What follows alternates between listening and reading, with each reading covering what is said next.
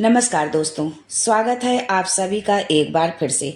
मेरे देवाधिदेव महादेव माँ जगदम्बा अपनी कृपा दृष्टि आप व आपके परिवार पर सदा सर्वदा बनाए रखें।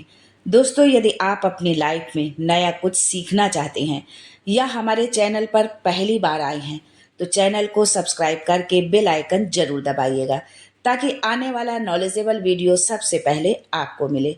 दोस्तों, कलावा बांधना हिंदू धर्म के रीति रिवाजों में शामिल है। किसी भी धार्मिक अनुष्ठान में देवी देवताओं की पूजा करने के बाद अक्सर पंडित या पुजारी लोगों के हाथ में कलावा बांधते हैं। कलावा बांधने से ब्रह्मा विष्णु और महेश का आशीर्वाद प्राप्त होता है। इसे रक्षा सूत्र भी कहा जाता है। यदि आप हाथ में कलावा बांधते हैं तो नकारात्मक ऊर्जा दूर होती है, व्यक्ति के अंदर सकारात्मक ऊर्जा का संचार होता है। ऐसा माना जाता है कि कलावे में देवी देवता अप्रत्यक्ष रूप से मौजूद होते हैं। यदि कोई व्यक्ति आर्थिक समस्या का सामना कर रहा है तो ऐसे में कलावा बांधने से उसे लाभ मिलता है।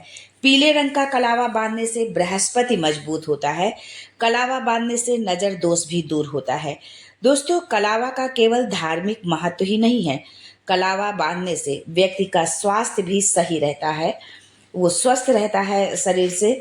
दोस्तों, आपने अधिकतर लोगों को देखा होगा कि हाथ में बहुत मोटा सा कलावा बांधे रहते हैं जो शास्त्र सम्मत नहीं है। शास्त्र में बताए गए नियमों के अनुसार कलावा कलाई में सिर्फ 3 बार लपेटा जाता है।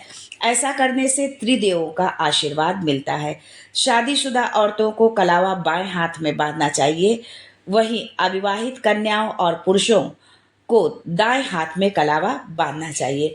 दोस्तों, ये तो थी कलावे से संबंधित कुछ संक्षिप्त जानकारी, लेकिन आज हम आपको बताएंगे कि यदि आप सावन के महीने में किसी भी दिन यदि इन वृक्षों पर कलावा आप बांधते हैं तो आपकी किस्मत चमक जाएगी, माता लक्ष्मी की कृपा आप पर बरसेगी, भोलेनाथ का आशीर्वाद आपको मिलेगा। आपके जीवन में जो भी दुख परेशानी बीमारी आर्थिक तंगी आदि जो कुछ भी समस्या है उससे आपको शीघ्र छुटकारा मिलेगा। सावन माह के अंतिम दिनों में ये उपाय आप जरूर करें, नहीं तो 1 साल तक आपको इंतजार करना पड़ेगा। इस साल का सावन महीना बहुत ही शुभ है।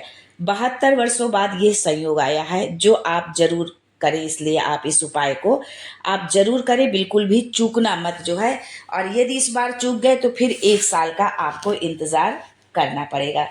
आगे बढ़ने से पहले आपसे रिक्वेस्ट करती हूँ कि वीडियो को लाइक करिएगा, दोस्तों को शेयर कर दीजिएगा और अगर आपने अभी तक चैनल को सब्सक्राइब नहीं किया है तो चैनल को सब्सक्राइब करके बेल आइकन जरूर दबाइएगा। यदि आप भोलेनाथ के सच्चे भक्त हैं तो कमेंट में हर हर महादेव जरूर लिखें। दोस्तों, कलावा अगर आप इन 5 वृक्षों पर आप बांधते हैं तो आपका दुर्भाग्य सौभाग्य में बदल जाएगा, आपकी किस्मत चमक जाएगी। पहला पेड़ है तुलसी का पेड़। दोस्तों, तुलसी का पौधा हर घर में होता है, हर हिंदू के घर में होता है तुलसी का पौधा। और यदि आप तुलसी में लाल रंग का कलावा बांधते हैं तो जीवन में कभी भी किसी तरह की विपत्ति नहीं आएगी। यदि आपके जीवन में परेशानी चल रही है तो आपको उससे धीरे धीरे राहत मिलने लगेगी, यानी आपकी परेशानी समाप्त होने लगेगी। तुलसी की जड़ में आपको कलावा बांधना है, जिंदगी में आपको कभी भी विपत्ति नहीं आएगी। ये बहुत छोटा सा उपाय है लेकिन बहुत ही कारगर उपाय है। यदि आप इस सावन के इन अंतिम दिनों में आप ये उपाय करते हैं तो आपके जीवन में जो भी विपत्ति है, जो भी कष्ट है, वो चाहे किसी भी तरह की का कष्ट हो विपत्ति हो, वो सब समाप्त हो जाएगा। उससे आपको धीरे धीरे राहत मिलने लगेगी। दोस्तों, आपने देखा होगा कि घर में रखी मूर्तियां अचानक से खंडित हो जाती हैं और हम उसे अपशकुन समझने लगते हैं, मन में नकारात्मक विचार उत्पन्न होने लगते हैं। अगर आप इस अशुभता से बचना चाहते हैं तो सावन की पूर्णिमा के दिन आप अपने पूजा घर में रखे विग्रह में कलावा जरूर बांधें। और उसी दिन जो है पूर्णिमा के दिन ही रक्षाबंधन का भी त्यौहार मनाया जा रहा है। और जब हम भगवान की पूजा करते हैं घर में, जो हमारे भगवान जी बैठे हुए हैं, मूर्ति है या कोई भी विग्रह है, तस्वीर है, तो हम उसमें राखी बांधते हैं। तो राखी तो आजकल तरह तरह की राखियां आती हैं, लेकिन जो मुख्य राखी होती है वो कच्चे धागे की ही राखी होती है। तो आप इस स्थिति में जो है भगवान को आप जो है कलावा जो है राखी के रूप में भगवान जी को कलावा आप जरूर बांधे। इससे आपकी मूर्ति जो है कभी भी खंडित नहीं होगी।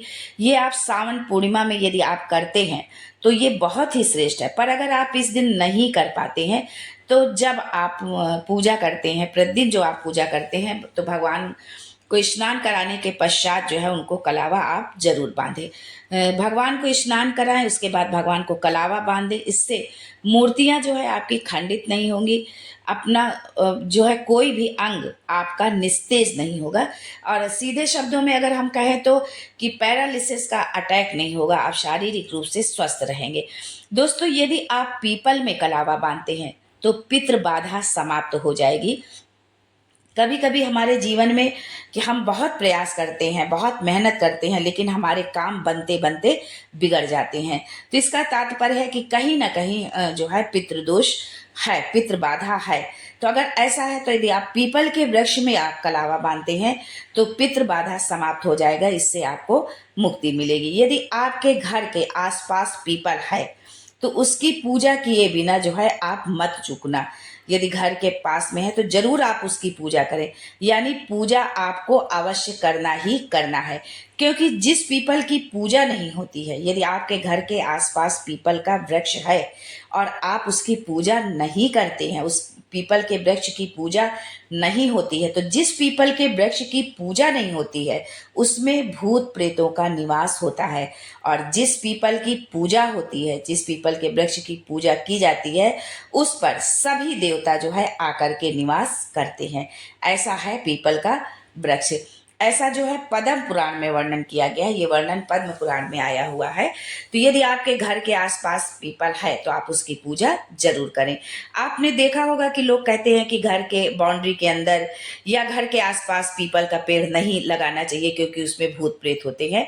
वो इसीलिए कि अगर आपने पीपल की पूजा ना की तो उस पर भूत प्रेत आकर अपना अड्डा एकदम जमा लेंगे। लेकिन यदि आप पीपल के वृक्ष की पूजा करते हैं, अगर आपके घर के बाउंड्री के अंदर है या आपके घर के आसपास में है पीपल का वृक्ष, यदि आप लगाते हैं तो ये बहुत ही शुभ है। लेकिन आपको ये देखना होगा कि आपको उसकी पूजा जो है आप उसकी पूजा कर पा रहे हैं या नहीं।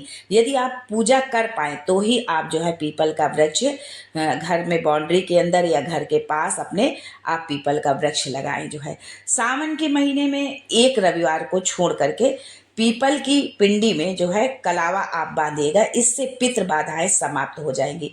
यदि आप पीपल के वृक्ष पर कलावा बांधते हैं तो इससे पितृ बाधा समाप्त होंगे जो है, और घर में आपके बरकत बनी रहेगी। घर के लोगों को बुरे सपने नहीं आएंगे, घर में सुख समृद्धि होगी, अकाल मृत्यु नहीं होगी जो है, और संपन्नता आपके घर में बढ़ेगी जो है, किसी की भी अकाल मृत्यु नहीं होगी। पीपल का वृक्ष इतना शुभ फलदायी है, लेकिन उसका मतलब एक तरह से शर्त यही है, उसकी कंडीशन यही है कि उसकी आपको पूजा करनी है उस पीपल के वृक्ष की।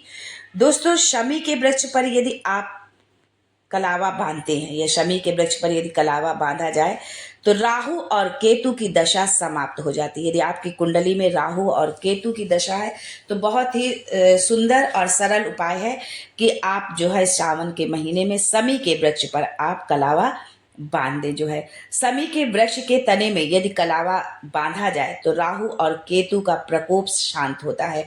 राहु क्या करता है? राहु धन का नाश करता है। और केतु क्या करता है? केतु एक्सीडेंट करा देता है, दुर्घटना करा देता है, यहाँ तक कि प्राण भी वो ले लेता है। तो यदि आपको इस तरह की दुर्घटना से बचना है तो जो है आप शमी के वृक्ष पर कलावा जरूर बांधें। राहु और केतु जो है शांत रहेंगे, उनका प्रकोप जो है शांत रहेगा। इसलिए यदि आप शमी के तने पर कलावा बांधते हैं तो धन का नाश नहीं होगा और दुर्घटनाएं नहीं घटेंगी, एक्सीडेंट नहीं होगा, और आप जो है सलामत रहेंगे। ये उपाय वैसे तो आप कभी भी कर सकते हैं, पर ये सावन के महीने में ये उपाय जो है बड़े प्रभावी होते हैं। करने को आप कभी भी करें, लेकिन हर एक चीज़ का एक दिन मुहूर्त समय होता है। यदि आप उस समय पर उस चीज़ करते हैं तो वो जल्दी अपना असर छोड़ती है।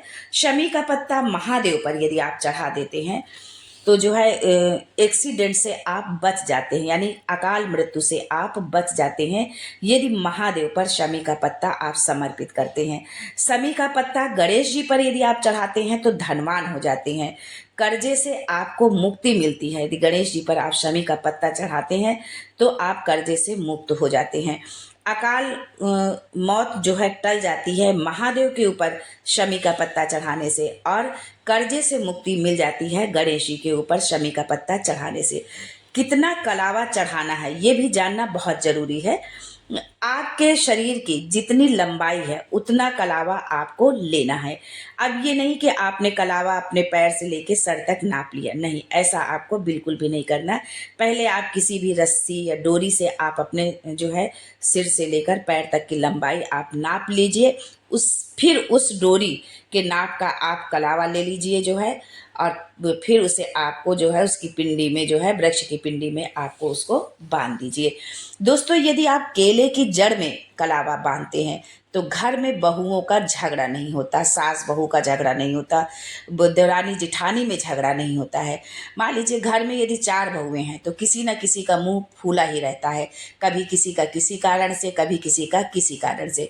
और बेचारी घर में जो सास है, जो माताएं हैं हमारी, उनको जो है बहुत, उनका जीवन एक तरह से एकदम नरक हो जाता है कि वो क्या करे कुछ। और कभी कभी तो आपने देखा होगा कि ऐसी स्थिति आ जाती है कि जो है सास जो है आत्महत्या करने तक का प्रयास करने लगती हैं। ऐसी जो है विषम परिस्थिति, विकट परिस्थिति आ जाती है। और यदि ऐसी समस्या है तो आप केले की जड़ में जो है आप कलावा बांधें, लेकिन कलावा आपको बांधना ऐसे ही है अपने शरीर की लंबाई के बराबर, और पहले किसी दूसरी रस्सी या डोरी से आप अपनी लंबाई नाप लें और फिर उससे कलावा नाप के और वृक्ष के तने में उसकी पिंडी में आप कलावा को बांध दें। दोस्तों, तुलसी की जड़ में लाल कलावा आपको बांधना है, जो जीवन में कभी भी आपके विपत्ति नहीं आएगी। पूजा करते समय यदि आप देवताओं को कलावा बांधते हैं तो मूर्ति नहीं खंडित होगी। पीपल के वृक्ष पर कलावा बांधेंगे तो पितृ प्रसन्न होंगे, जो है उनका आशीर्वाद, आपको पितरों का आशीर्वाद मिलेगा। शमी के वृक्ष पर कलावा बांधने से राहु केतु शांत होते हैं, एक्सीडेंट नहीं होता है, जो है धन की हानि नहीं होती है। शमी के वृक्ष पर कलावा बांधने से एक्सीडेंट से आप बचेंगे जो है। गणेश जी के ऊपर यदि शमी का पत्ता यदि आप चढ़ाते हैं तो कर्जे से आपको मुक्ति मिलेगी। महादेव पर शमी का पत्ता चढ़ाने से अकाल मृत्यु नहीं होगी। केले के वृक्ष पर कलावा बांधने से परिवार जो है खुशहाल रहेगा, हमेशा जो है सुख शांति बनी रहेगी। आज के लिए बस इतना ही दोस्तों, मिलते हैं अगले वीडियो में एक नई जानकारी के साथ। तब तक के लिए हर हर Mahadev and thanks for watching my video.